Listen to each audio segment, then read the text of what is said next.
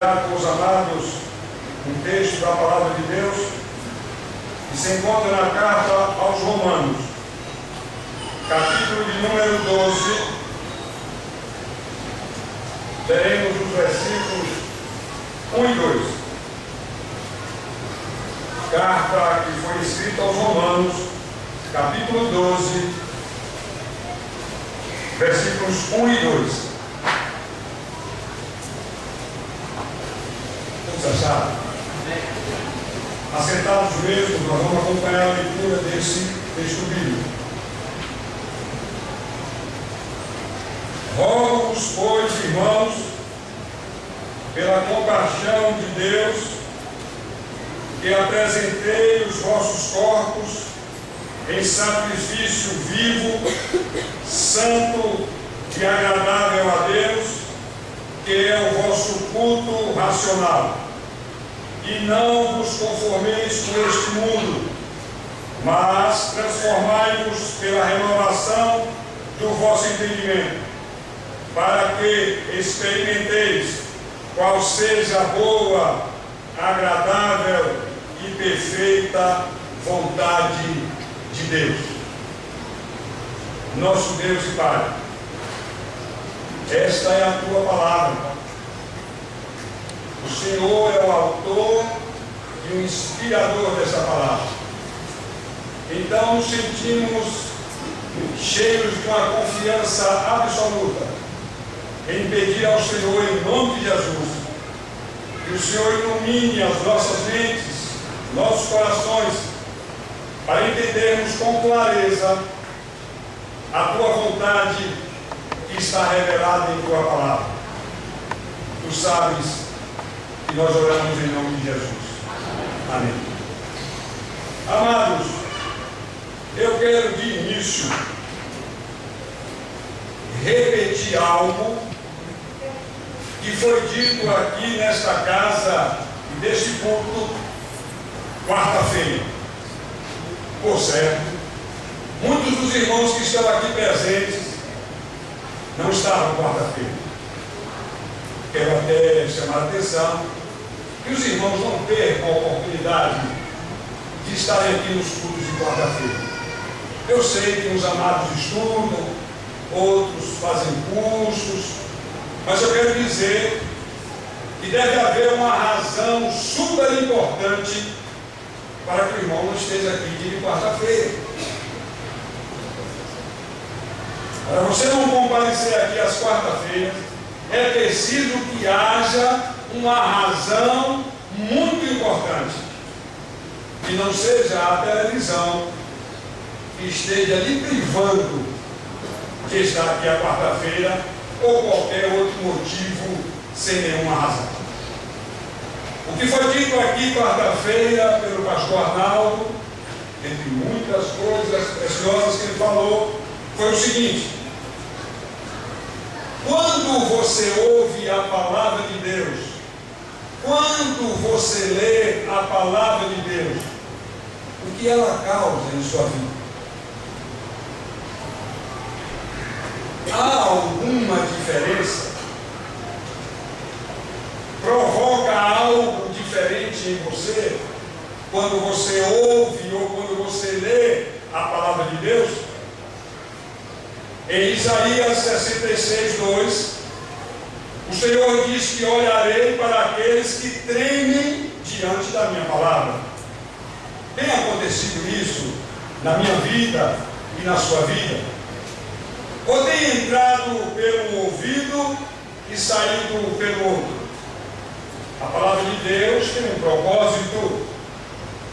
Ela é pregada, primeiramente ela foi inspirada por Deus, convidando homens santos de Deus para que escrevesse. O Espírito Santo de Deus tem conservado esta palavra, tem revelado e tem um propósito. Através dela, você recebeu a fé, o dom de Deus. A fé vem pelo ouvir e ouvir pela palavra de Deus. Então assim cremos que a fé que foi plantada no coração do amado ela veio através do irmão ter ouvido e crido na palavra de Deus. Mas ela não se encerrou aí. Ela continua e deve continuar a fazer efeito na minha vida e na sua vida. Essa palavra que regenera, transforma. Então a pergunta é o seguinte: já tornou-se rotina em sua vida ouvir a palavra de Deus? Já não faz mais diferença nenhuma? Ou cada vez que você ouve a palavra de Deus, ela traz um impacto, ela faz com que você seja mais crente, mais fiel em Cristo? É preciso que Deus, o seu Espírito Santo, nos ajude numa melhor compreensão e que demos o valor devido às Escrituras Sagradas, essa Escritura que o próprio Jesus Cristo deu testemunho dela.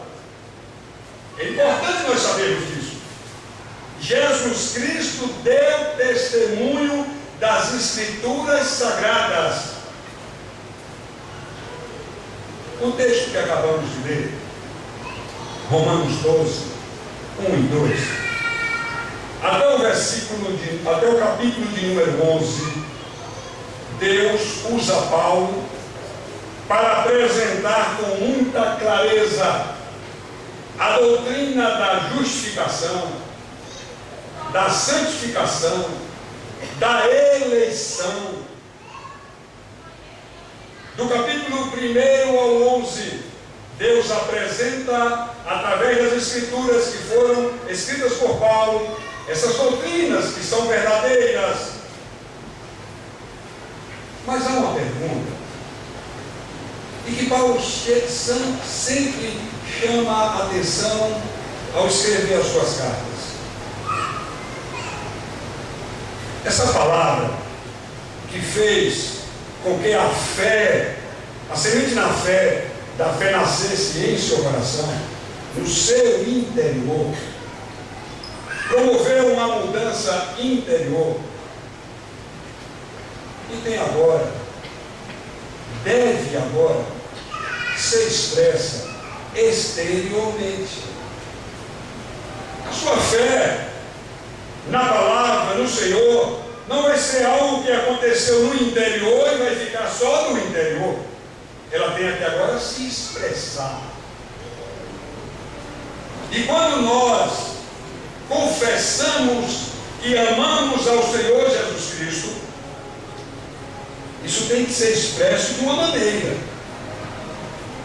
Se eu digo que amo a Jesus, vai acontecer algo que não tem como não acontecer. Eu tenho que amar a palavra de Deus,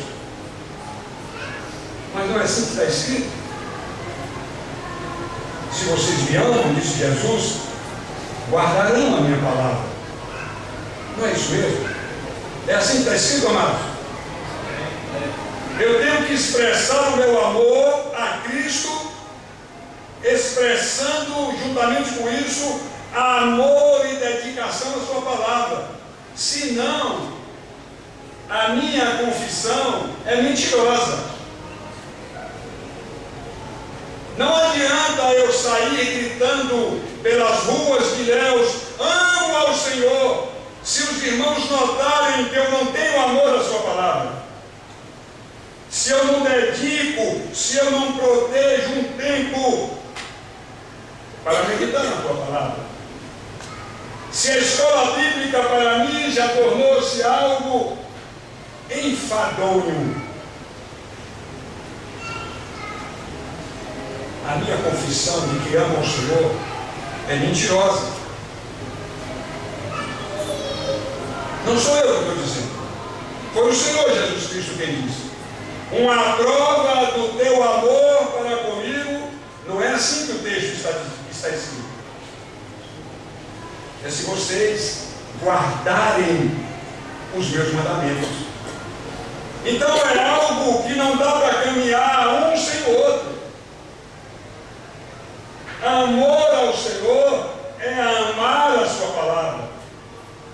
Dedicar, ela tem que fazer um efeito em minha vida.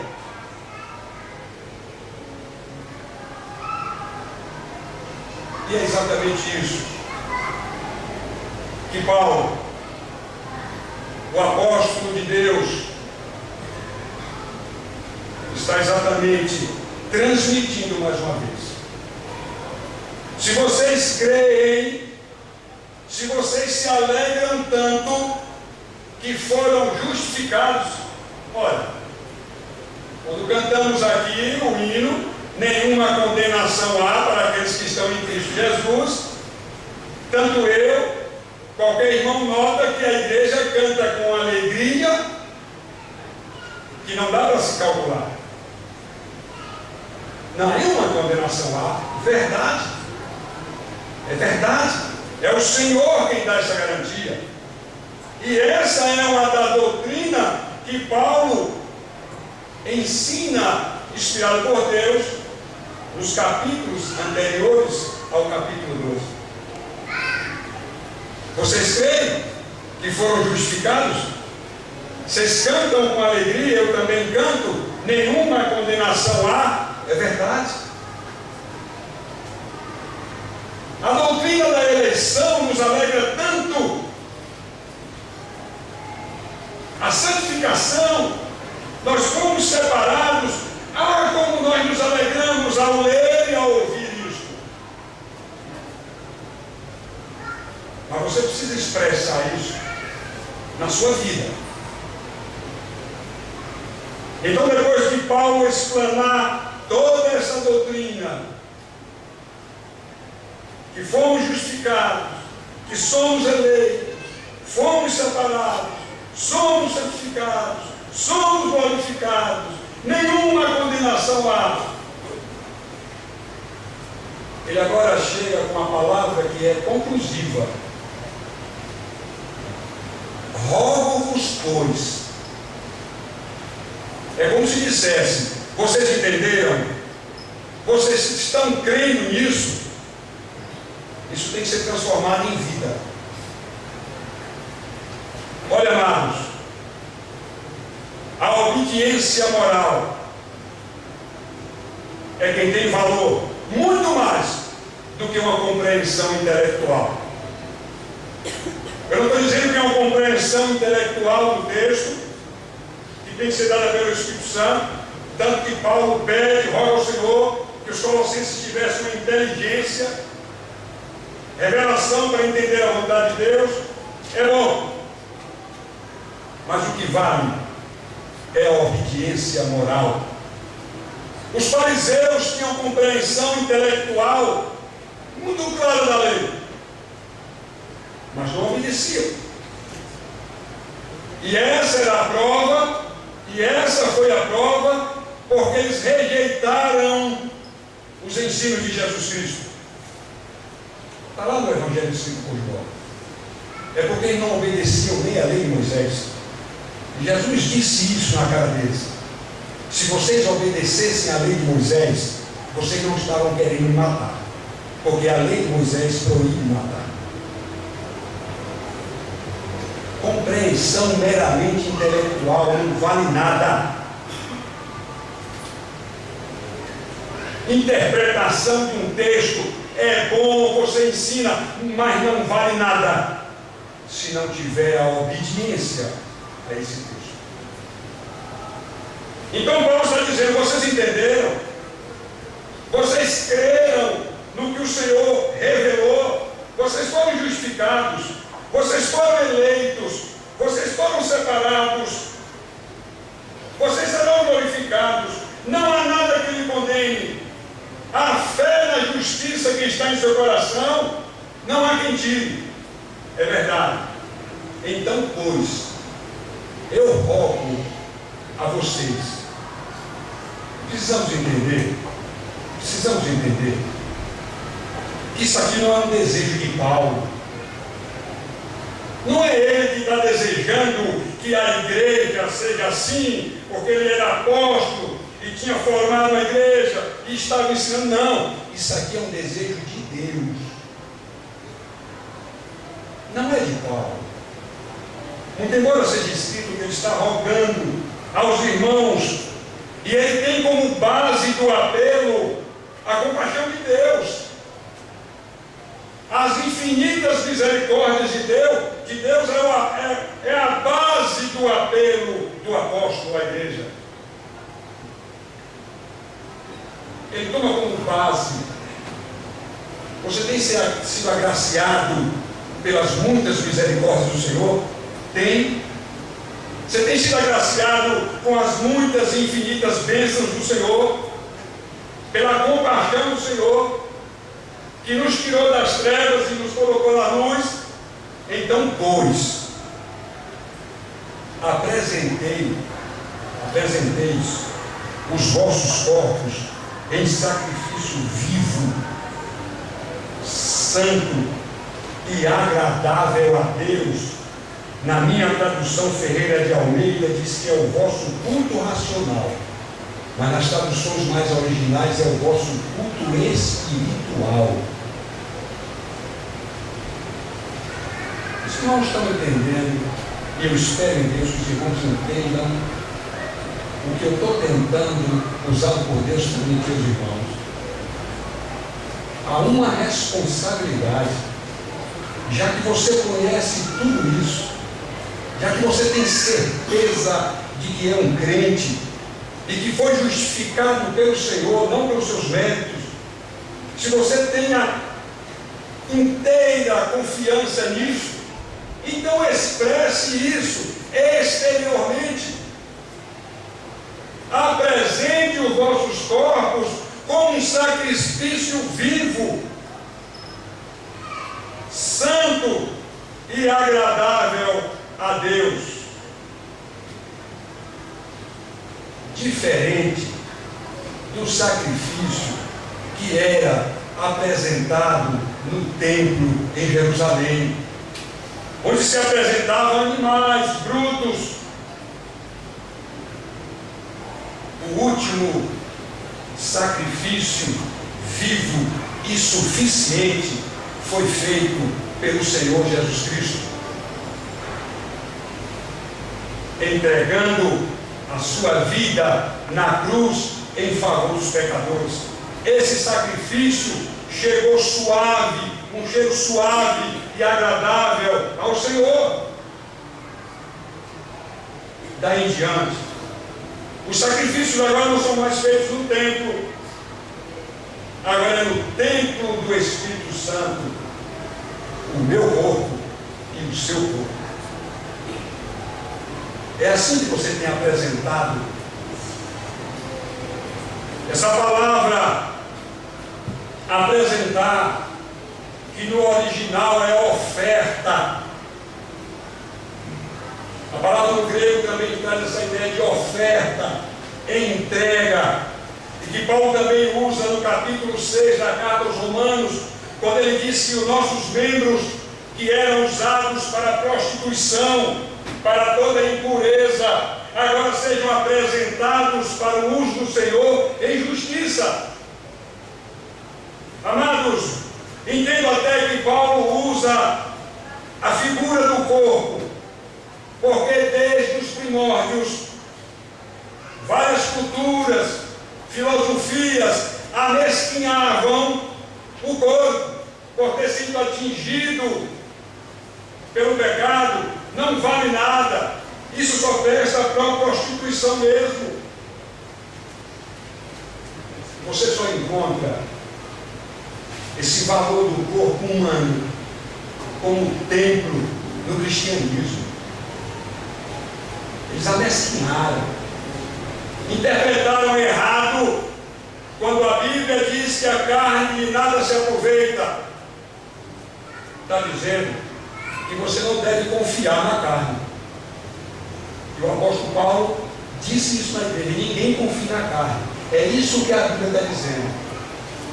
Mas agora é corpo apresentado ao Senhor em sacrifício vivo e agradável a Deus. Agora nós somos como pedras vivas. Não foi assim que o apóstolo Pedro nos ensina? Em 1 Pedro 2,5, abra a sua Bíblia, é bom nós conferirmos a palavra de Deus. Abra a sua Bíblia. A primeira carta que foi escrita pelo apóstolo Pedro, 2,5, diz assim a palavra de Deus: vós também, como pedras vivas, sois edificados como casa espiritual, com o propósito de ser sacerdócio santo, oferecendo sacrifícios espirituais aceitáveis a Deus por meio de Jesus Cristo. Meu corpo agora não é mais para ser oferecido à prostituição, às impurezas deste mundo. O Senhor me resgatou, e eu tenho certeza disso, o irmão tem também. E agora não há outra maneira de o Senhor usar o seu corpo a não ser para a justiça dele, como templo do Espírito Santo. Agora não é mais um templo feito por mãos humanas, é que Deus está revelando a Pedro o apóstolo. Agora nós, como pedras vivas, não uma religião morta, uma religiosidade, um rito, não. Agora nós, como pedras vivas, Jesus é a pedra de esquina, é nele que começou a construção. Essa pedra que o mundo rejeitou, mas Deus nos fez pedra de esquina. E nós agora, crentes, como pedras vivas, vamos formando o templo do Senhor em Cristo Jesus. Você tem consciência disso? Essa é uma verdade em sua vida? Ou você tem tido apenas uma compreensão intelectual do texto? E não é aplicável nem à minha vida, nem à sua vida. Precisamos pedir ao Senhor. Em Efésios 1,17, Paulo roga ao Senhor que houvesse e desse ao povo um espírito de entendimento e de revelação. Mas no capítulo 4, ele roga ao Senhor para que esse poder de Deus, o Espírito Santo que ressuscitou Jesus dos mortos, que habita em nós, agora este poder faça com que não somente compreendamos o texto, mas quero que vivamos. A revista da Escola Bíblica há um comentário, uma ilustração interessante. A autora diz que um lavrador não pode fazer uma semente germinar. Verdade. Nós não podemos. Se eu plantar um caroço de milho sintético, de plástico, não nasce nada. Mas quando eu planto também um milho, um caroço de feijão, só nasce porque é o Senhor quem faz isso. Eu não tenho condição. Se eu fosse um lavrador, eu não teria condição de fazer uma semente germinar. Mas eu tenho que promover situações, condições, para que essa semente germine. É preciso em mim. Tudo é o Senhor. Dele é o querer, é o efetuar, o poder. Mas há de haver em mim, além de uma compreensão, uma disposição para que essa semente germine, para que dê muitos frutos, como diz o Senhor. E por isso, este corpo que agora é templo do Espírito Santo, esses membros que graças ao Senhor não são usados mais para a prostituição, para coisas indecorosas, não. Agora prestam serviço como membros de justiça ao Senhor. É isso que nós temos que rogar ao Senhor em nome de Jesus. Pai, nos ajude. Nos ajude. Eu compreendi a sua palavra. Eu creio que a promessa do Senhor, que Ele disse: eu voltarei, não vos deixarei órfãos. Está lá em João 14. Mas virei outra vez, era o Consolador, o Espírito, e habitará em vós. Isso agora tem que ser expresso no meu viver diário. Não é um culto das 9 às 11h30, já estamos para encerrar. É diário. O seu corpo agora presta um culto diário ao Senhor, espiritual, não ritualístico. É preciso acontecer isso, meu filho. É preciso acontecer isso na vida do irmão. Apresentando uma oferta agradável ao Senhor. Exatamente como está também depois do capítulo 12, 14 e 18 da carta aos Romanos. Porque quem nisto serve a Cristo, agradável é a Deus e aceito aos homens. Se os irmãos abrirem as suas Bíblias um pouco adiante, na carta escrita aos Filipenses, no capítulo 4, 18, 4 de Filipenses, versículo 18, está escrito assim: mas bastante tenho recebido, e tenho abundância, cheio estou, depois que recebi de Epafrodito, o que da vossa parte me foi enviado, como cheiro de suavidade e sacrifício agradável e aprazível a Deus. Filipenses 4, 18. Se os irmãos seguirem o texto que acabamos de ler, ou de início, de Romanos 12, 1 e 2, Paulo agora entra com a doutrina que é resultado dessa consciência. Se você tem apresentado o seu corpo, o templo do Espírito, como um sacrifício vivo e agradável a Deus, você tem feito esta vontade, você vai entender a doutrina de Deus. Foi isso que Jesus disse aos fariseus. Quando os fariseus questionavam de quem era aquela doutrina, se era do próprio Jesus ou de quem era, ele disse: faça a vontade do Pai e vocês vão saber de quem é a doutrina. É fazendo a vontade de Deus, amados, que nós entendemos as coisas que são de Deus, as coisas espirituais. A palavra de Deus clareia para nós,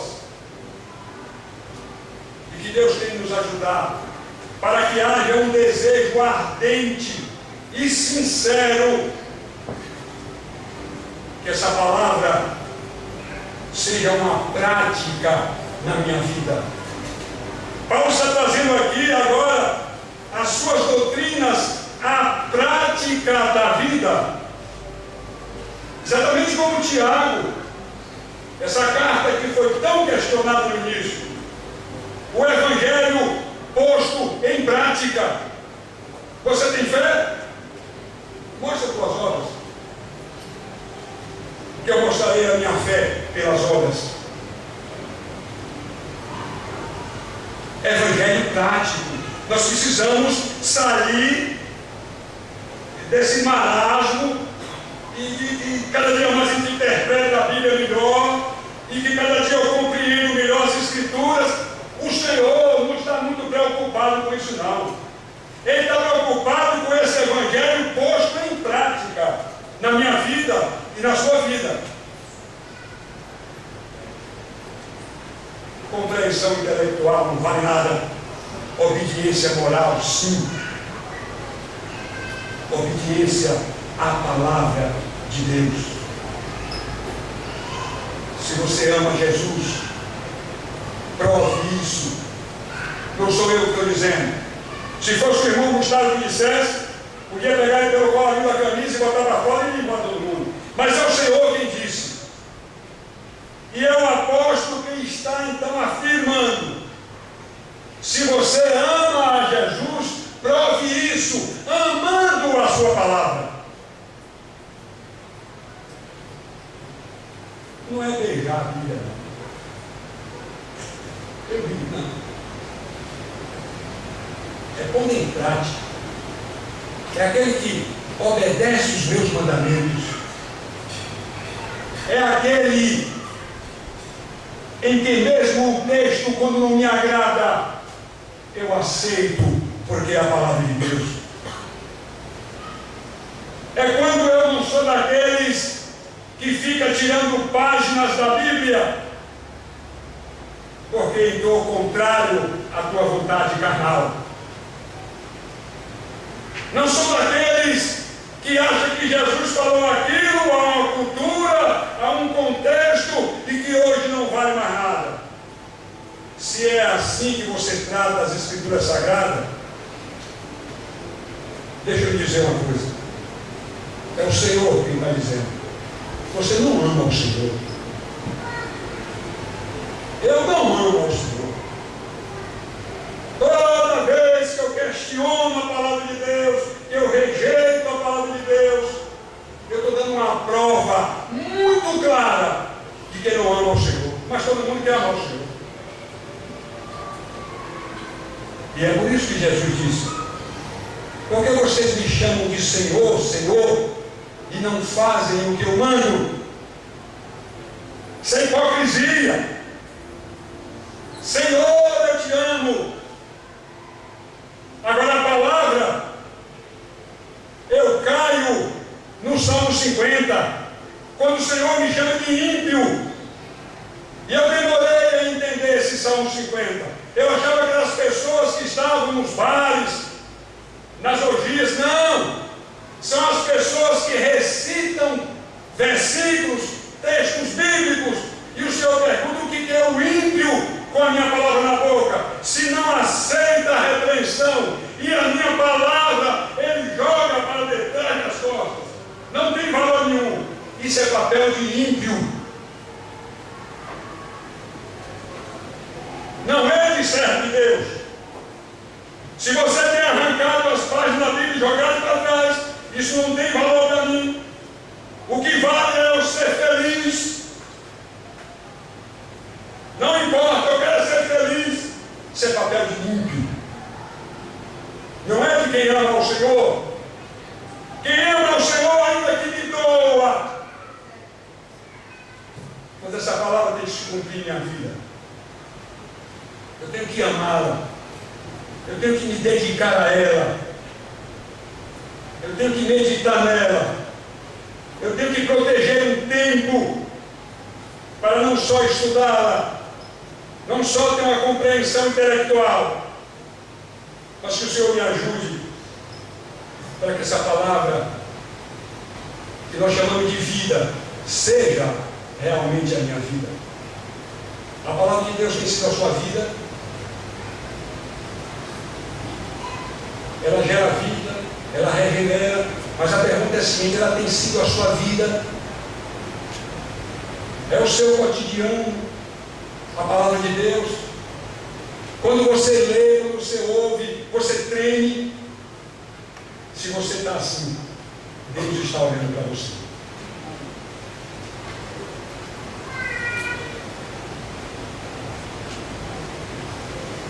Essa palavra, no original grego, e é por isso que o autor desse estudo questiona o termo racional, porque lá no original do grego é lógicos, expressão de qualidade, espiritual, autêntico, diferente de racional. É diferente de racional. Quando a samaritana, querendo esconder os seus pecados, e que Jesus traz à tona para que ela tenha um senso de culpa. Quando os irmãos lerem a passagem em que Jesus encontra com aquela mulher samaritana na beira daquela fonte, Jesus então traz à tona os seus pecados para que aquela mulher fosse conscientizada de culpa. Vai chamar seu marido. Teu não, disseste bem. Disse Jesus. Tu tiveste 5. E o que tem agora não é teu, marido. Pode ser a noite. Ela aí quis desviar. Mas onde é que agora? Pecador gosta disso. Quando aponta-se o pecado, quando vem à mente a consciência de culpa, em que igreja eu devo? Onde eu devo adorar? Aprendi com meus pais, disse a mulher, que era um monte. Mas os judeus dizem que era em Jerusalém no templo. Mulher, nessa não. Meu pai é espírito. E procura adoradores que o adorem em espírito e em verdade. O seu culto é inspirado pelo Espírito Santo de Deus. A sua intenção é sincera, está de acordo com a verdade, a palavra de Deus, em espírito e em verdade, lógicos no grego, espiritual, qualidade espiritual, não é uma mera compreensão racional.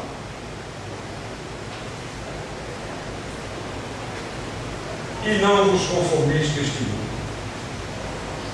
O versículo seguinte, para nós concluirmos. E não vos conformeis com este mundo. Já que vocês entenderam, diz Paulo, já que vocês creram que foram justificados, já que vocês entendem e se alegram que não há nenhuma condenação, mas como é bom cantar isso? Quem me julga? Quem me condena? Se é o Senhor que me justificou. Ah, mas como é bom cantar. E é bom cantar no mais íntimo da sua consciência e certeza. Agora, se você canta assim, prove isso na vida. Agora, não se conforme mais com este mundo. Não tome a forma desse mundo. É inconcebível como crentes ainda acham que nesse mundo, eu não digo, porque às vezes a pessoa tem entendimento errado, uma praia, uma floresta, não é mundo. A Bíblia está falando do sistema desse mundo. Eu não entendo como crentes ainda acham que no sistema desse mundo tem coisa boa.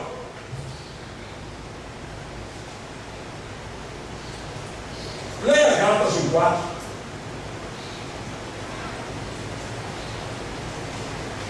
Eu vou ler para vocês. Falando de Jesus Cristo, o qual se deu a si mesmo por nossos pecados, para nos livrar do presente século mau. Em outra tradução aqui, está escrito assim: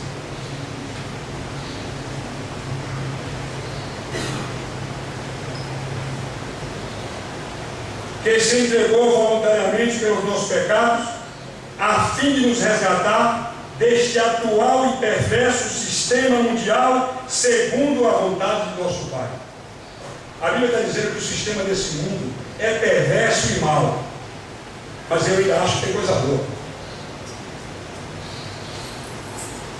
Ah, mas o homem não é crente, mas falou televisão, não sei o que, filosofia. Esse sistema tem um príncipe. Os irmãos sabem qual é. Não sabe o príncipe desse sistema?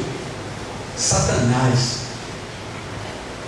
que está no sistema político, financeiro e religioso. Não vos conformeis com este mundo. Tem nada de bom, não, irmãos. O Senhor nos tirou de lá, do sistema.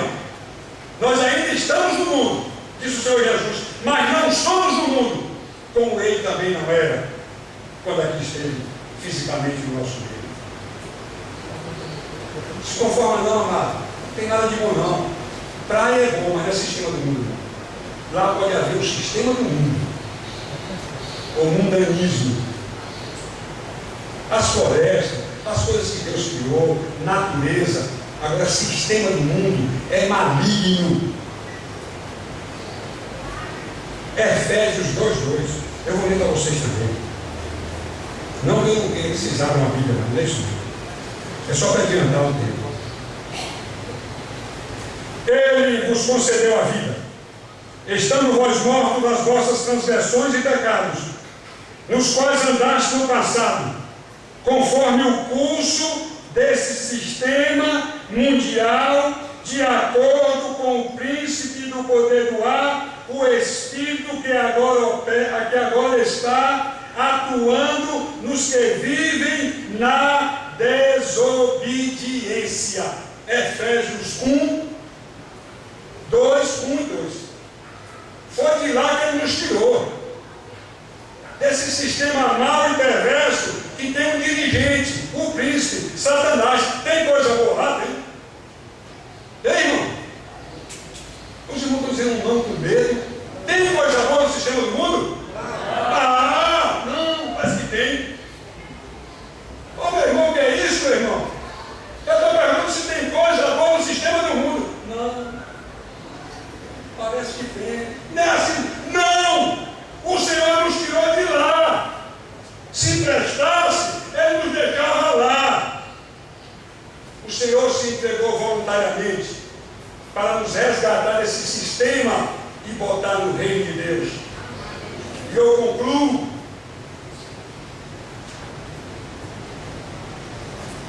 com a visão que o homem deu a Paulo, a definição a Paulo Amorim do que é arrepender-se. Nós sabemos o que é. Usamos até a palavra original, metanoia, mudança de entendimento, que está no texto também, de Romanos 12, 1 e 2. Mas um homem disse a Paulo Amorim que arrepender-se é concordar com o reino. Você concorda com o reino de Deus? É como dizer que está no reino de Deus. Agora precisa saber se você concorda com ele. Porque há uma constituição desse reino que tem passagens que não nos agradam muito. Quando a Bíblia diz que divórcio é abominação, isso é a constituição do reino de Deus. Você também, você concorda com isso? Você concorda? Então você tem que arrependimento sua vida. Se você não concorda, você precisa clamar ao Senhor para que Ele lhe dê um espírito de arrependimento. Ele tire seu coração de pedra e bote um de carne. Está escrito. Está escrito. Não é Gustavo que inventou isso, está escrito. Ele dará um espírito de arrependimento. Se você ainda não concorda totalmente com o reino de Deus e a sua constituição, pode ser que seu conhecimento intelectual esteja no grupo daquele homem que respondeu muito bem a Jesus, mas ele disse àquele homem: está próximo do reino, mas ainda não tinha entrado.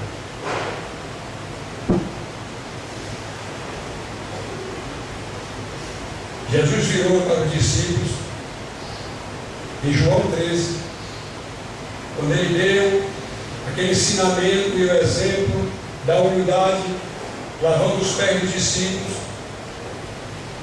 Ele disse uma coisa interessante, 13:17. Sabem essas coisas? Sabemos. Querem ser felizes? Queremos. Façam assim. A gente pensa que ser feliz é conhecimento das Escrituras. Não. Você vai ser bem-aventurado, muito feliz, quando você, conhecendo, as fizer. Quem disse foi Jesus, não foi eu. João 13:17. Sabei essas coisas? Sereis bem-aventurados se as fizerem. Não é só conhecer, é fazer. O nosso problema é que nós estamos achando que somos felizes com momentos agradáveis na igreja. Eu fazia um questionamento comigo mesmo, se alguém podia frequentar uma igreja por muito tempo sem ser crente. Eu achava que não, depois eu descobri que pode. Tem momentos agradáveis, tem coisa boa aqui dentro, tem aniversário, tem ar-condicionado, tem banco confortável, tem palavra de vitória.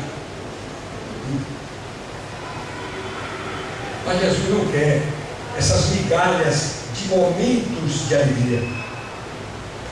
Ele quer que nós sejamos muito felizes, bem-aventurados, para que a sua alegria seja completa, diz o Senhor. Sabe como? Entendendo e fazendo. Então, se vocês entenderam que foram justificados, se eu entendi que eu fui justificado, que eu fui separado para Deus, que eu tenho certeza que ninguém me condena, se eu tenho certeza disso, compreensão, há um pedido de Deus: apresente o seu corpo em sacrifício vivo e agradável ao Senhor, e não se conforme com este mundo, porque ele é mau. Que Deus nos abençoe.